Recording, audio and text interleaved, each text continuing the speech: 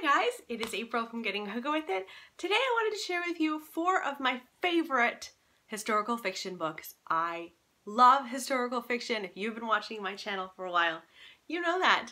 And I wanted to share with you some that just touched me just to my core, that I just cannot stop recommending to people. And now I want to recommend them to you. So let's get into it.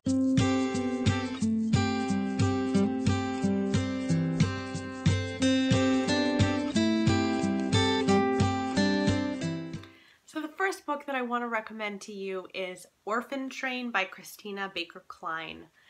Now this is about an actual true event that happened. It's a fictionalized version of it. So between 1854 and 1929, there were these things called orphan trains, where if children had lost their parents, they were put aboard this train and it would stop at town to town to town, and the kids would get off, they'd line up, and the people of that town would go and decide whether or not they wanted to choose an orphan to raise in their home. And so we follow Vivian Daly, who is one of those children, and she gets on board in New York City, and it's about her story, and it's about the orphans that she meets along the way. It is both heartbreaking and also there are moments that lift you back up, for sure. I really liked this book. It's actually the reason that I got back into reading. I had gone through a huge reading slump. I was only reading nonfiction for a good long time, and then I picked this book up and it got the wheels in motion, and I actually started reading fiction again, and thank goodness for the Orphan Train. It's great. If you haven't read it yet, please do. The next book that I want to recommend to you is The Book Thief by Markus Zusak. Now this is one of my favorite books of all time. This is a World War II fictionalized book about a little girl named Liesel, and she has lost her mother and she has lost her brother, and she's taken in by this family, this German family, and they raise her, and they're an elderly couple, and she's trying to adjust to her new life in this new town. World War II Germany was not an easy place to be, and it's especially not an easy place to be if you were opposed to the war, which her family was. And she really is able to come to terms with her setting, and she's able to see some light through reading books, and she begins to steal books very early in life and steals them all throughout this book. And I just fell in love. I cried so hard reading this. Another aspect of this that I adore is that Death is the narrator, and so it opens up with Death talking to you, and he's going to tell you the story about Liesel, and you know that it's Death telling this story, and although you are desperately hoping that all of your favorite characters are going to make it, they may or may not, because it's Death. I love this one.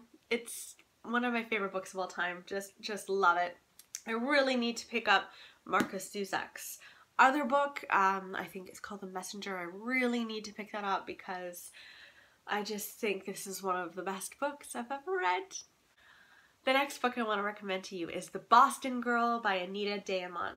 This book follows a young Jewish girl named Addie Baum. I believe this starts in around 1915, and we follow her life. She meets friends and foes, and she eventually meets the love of her life. And Addie Baum is not your ordinary girl in 1915. She has very strict scruples for herself, and she is also a very optimistic person in times that you just wouldn't be. I wouldn't be. If some of the things that happened to Addie Baum happened to me, they would really bring me down, but she's somehow able to find hope And I just think that this is a wonderful, wonderful book if you need a pick-me-up.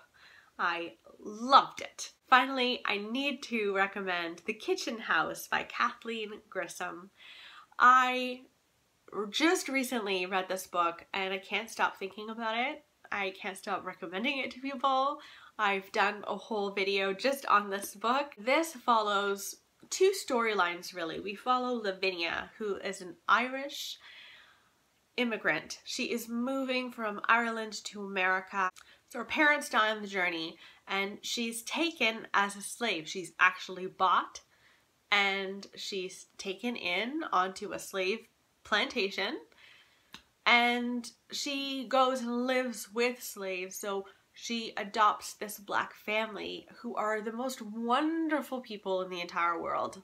And she tries to make sense of what in the world is going on because she doesn't understand slavery for a very long time. We also follow a girl named Belle, who is a slave. She has a black mother and the plantation owner is a white man and he is her father. And so we follow these two women and girls as they navigate this very strange environment.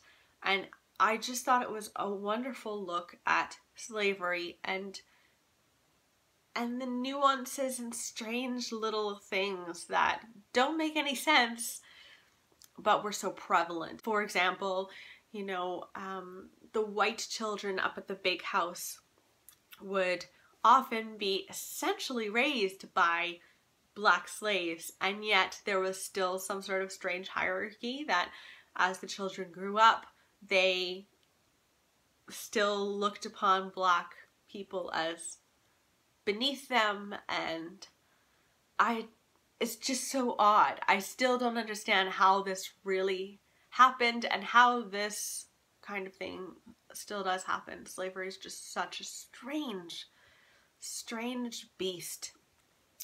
It's one of my favorite historical fictions I've ever read, and I hope that you pick it up. So those were the historical fiction books that I've really, really loved so much that I had to share them with you. I hope that this finds you well, and let me know what your favorite historical fiction book is. That's so hard. I know that that's really mean of me to do, but I want to know because I would love to read it. So thank you so much, and I'll see you next time. Bye!